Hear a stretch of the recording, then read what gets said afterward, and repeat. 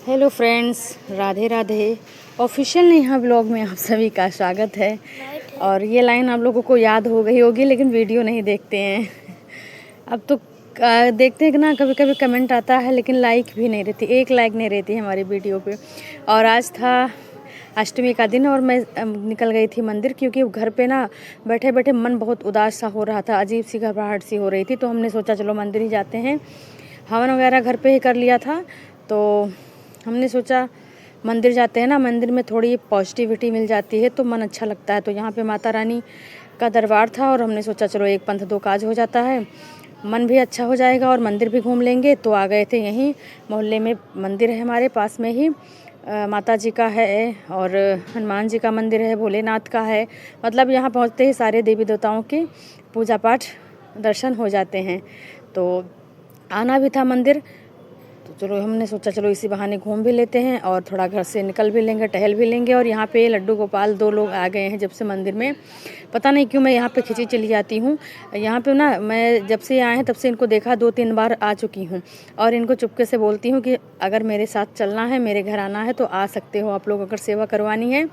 क्योंकि यहाँ के पंडित जी दे नहीं रहे हैं और कह रहे हैं कि इनको कमेटी वाले यहाँ पे मंदिर में लाए हैं जन्माष्टमी में, और जो कुछ समझा उनका मन होगा, लेकिन वो दे नहीं रहे हैं किसी तरीके से। हमने कई बार कोशिश किया कि अगर यहाँ पे ना अच्छे से पूजा पाठ हो नहीं पाता है। हमने पूछा भी पंडित जी से कि यहाँ पे भोग वगैरह लगाते हो, तो उन्होंने कहा कि यहाँ पे मंदिर में कहाँ भोग होगा, कांच के अंदर है, ऊपर से ताला डाल रखा है। तो ऐसे ही उनको बाहर से कह देते हैं भगवान भोग लगाओ कहीं एक टाइम। और जो लेके आए हैं मंदिर में रखे हैं वो कभी कभार बोलते हैं कि ले जाते हैं, इनको कपड़े उपड़े दूसरा चेंज करवा के लाते हैं, नहला धुला लेते हैं। बाकी ऐसे ही यहाँ पे ऐसे बैठे रहते हैं। तो हमने कहा कि चलो अगर हमको दे देते तो हम अच्छी से सेवा करते हैं घर पे, इनको नहलाते धुलाते बढ़िया से। और देखिए मंदिर कितना अच्छा लग रहा है यहाँ पे। एक मतलब जितना कितना भी मन उदास हो ना, मंदिर पहुँच जाओ तो सब कुछ अच्छा हो जाता है। और बच्चे जिद कर रहे थे कि कोल्ड ड्रिंक पिला दो, तो इन लोगों को कोल्ड ड्रिंक पिलाया, मेरा तो व्रत ही चल रहा था।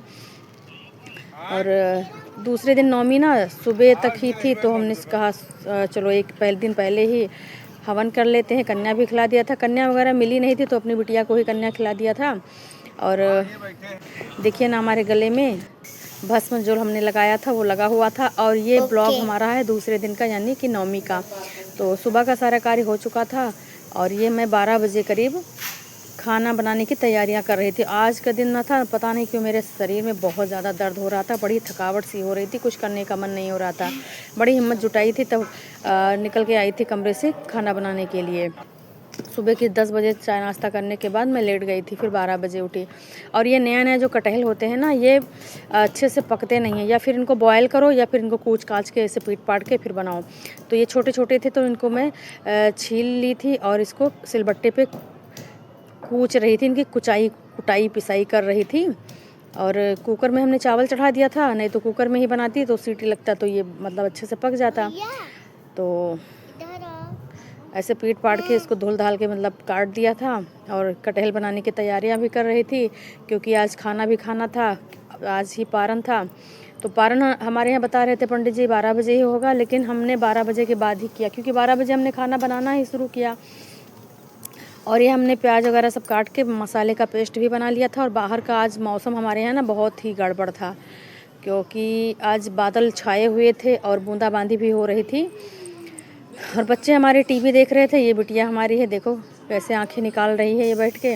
और मैं चूड़ियाँ लाई थी बाज़ार से, तो ऐसे ही रखी हुई थी, तो हमने सोचा चलो आज माता जी को पहना देते हैं और एक पंथ दो काज भी हो जाएगा, माता जी को चढ़ भी जाएगा और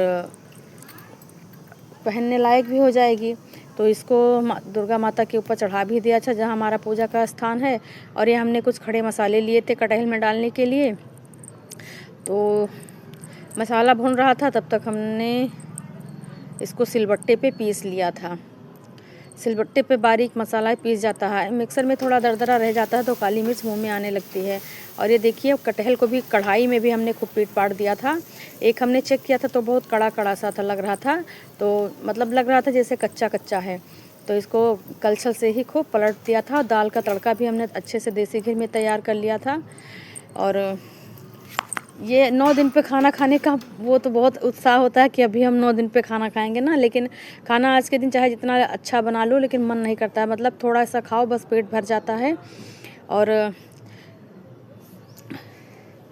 शरीर बहुत उदास हो जाता है एकदम से, मतलब आलस आ जाता है, एकदम आलस टाइप से जब इतने दिन पे खाना वगैरह खाओ तो पैर में हमारे फोड़ा भी निकलने लगा है और चलने में बड़ी प्रॉब्लम हो रही है।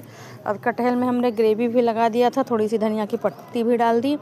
और रात में हमने मटर पनीर बनाया था तो उसमें से थोड़ा ज़्यादा था तो इतना निकाल के रख दिया था कि सुबह के लिए हो जाएगा। लेकिन हस्बैंड कटहल लाए थे तो बोले कि नहीं, कटहल की सब्ज़ी भी बना लो और पनीर की भी हो जाएगी।